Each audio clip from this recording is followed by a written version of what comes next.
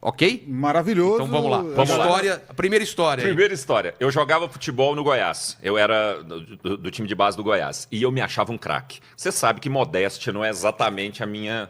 Não, mas uma qualidade mas que eu você tenho. achava ou realmente... Não, eu não era. Ué, mas você tava no Goiás, caramba. Não, mas... mas a base é um funil que depois fica muito estreito. Você não tem noção de tanto perna de pau. Se você acha, por exemplo, o fulano do meu time é perna de pau. Cara, ele era o craque da base, velho. Ah, é? É. Entendeu? Então tem a base... O cara que, quando vai pro profissional, ele já passou por peneira. Peneira, mesmo, treino. Ele vem treinando desde os 12 anos de idade. E o que é pior, a gente, por exemplo, eu chegava numa pelada, eu jogava bem pra caramba. E aí você acha que você... É claro, na pelada você desequilibra. Mas lá no profissional a conversa é outra. Eu treinava lá e eu me achava muito bom. Que posição? Só que... Meia esquerda. Tá. Só que eu era reserva e a grande maioria das vezes eu nem era chamado para o jogo. Na época eram 18 que eram chamados, a base tinha quase 40 meninos. Caramba. Então 18 eram chamados para o jogo, a maioria das vezes eu não era chamado. Quando eu era, ia para o banco. Então não tinha hora nenhuma. E o lateral esquerdo chamava Sil Farley. Nunca esqueci o Sil Farley, não sei o que é feito.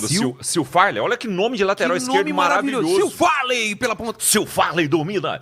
E aí o Sil Farley, eu falava para Sil Farley. Eu falava, Sil Farley, você é o novo Roberto Carlos.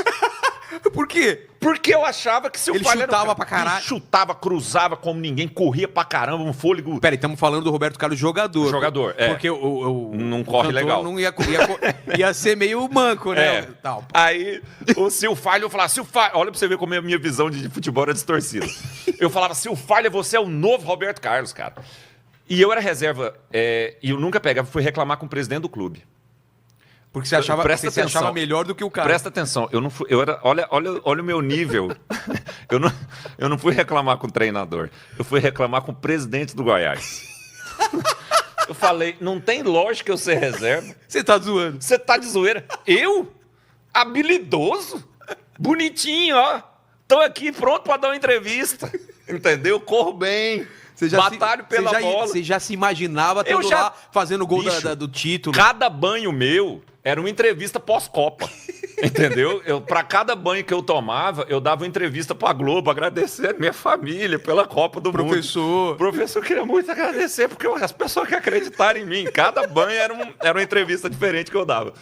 Aí, eu fui reclamar que eu falei, olha a falta de ética do sujeito que vai reclamar com o presidente do clube e ainda fala assim, o cara que é titular é lento, não é bom igual eu, que ele não tem a habilidade que eu tenho, talvez ele chute melhor. Esse titular era o Danilo. O Danilo o Zidanilo. Você tá zoando. Eu juro pra você. O quê?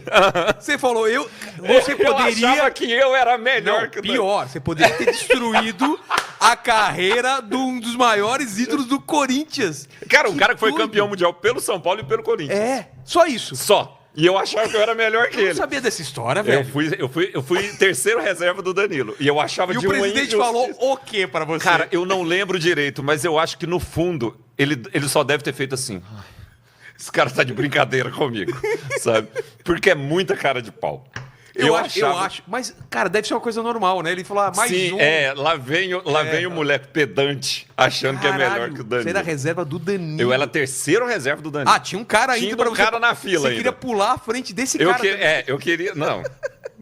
Mas você chegou a ser titular? Alguém machucou? Não, nunca. Eu treinava legal, cara, mas... se você fosse titular, mudava a sua vida totalmente. Cara, pode ser que sim. O que aconteceu é o seguinte, eu nunca fui profissionalizado. Então, eu cheguei até o sub-20, que era o limite. Aos 21 você tinha que profissionalizar. Não. Ah, nada? Nada. Aí, nessa época, eu tinha acabado de largar jornalismo. Não, eu estava fazendo direito. Porque eu comecei a fazer 7 faculdades já. E não terminei nenhuma. Sério? Sério. Aí, depois o papo... Calma aí, não vamos abrir essa aba ainda não. Aí, eu tinha largado jornalismo, estava fazendo direito e queria largar direito. Porque eu estava de saco cheio com direito. Aí eu prestei vestibular na Unesp. Cara. Eu fiz 3 anos, cara. Aí eu prestei vestibular aos 21 ali e fui fazer Unesp, em Bauru. Tem nada a ver com Goiânia. E eu não conhecia Bauru, era uma cidade que eu só fui morar, assim...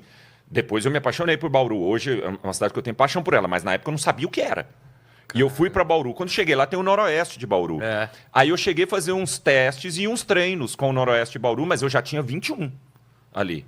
Aí já não é... Aí eu fui fazer uns testes. O ideal é começar mais cedo. Você tinha que começar mais cedo. Aí eu expliquei e tal. Mas pra você ter uma ideia, o tanto que eu era pedante, que eu não tive coragem de dar uma indicação pra galera do Goiás me dar uma indicação pro Noroeste. Eu cheguei e falei assim, olha, treinei no Goiás, tem uma indicação, eu falo, não tem o telefone de ninguém, sabe? Essas coisas. Eu perdi. Eu perdi, mas é uma doideira. Aí eu não tinha essa... Aí eu fiz uns testes no Noroeste, mas lá a faculdade também era de manhã e de tarde, não tinha condição. Nem lembro assim se eu realmente fui dispensado ou eu só parei de ir. Mas você é um cara... tirando esse barato de, claro, você não seria o titular no lugar do Danilo, mas você jogava bem naquela... Jogava bem, pra pelada. Pra pelada. Na pelada você arrebentava. Na pelada eu ia super bem, assim, mas era isso. É aquele que todo mundo fala, pô, você tem que jogar em tal lugar e tal. Mas é isso que faz a... Cara, vamos que nem trazer pra nossa realidade. É isso que eu ia falar, é o cara do churrasco, o cara do churrasco que fala assim, ele é engraçado pra caramba no churrasco. Tá todo mundo bêbado, todo mundo é amigo dele. Aí ele é super engraçado. Aí alguém tem a brilhante ideia de virar pra ele e falar assim, cara, você tem que fazer stand-up. Esse negócio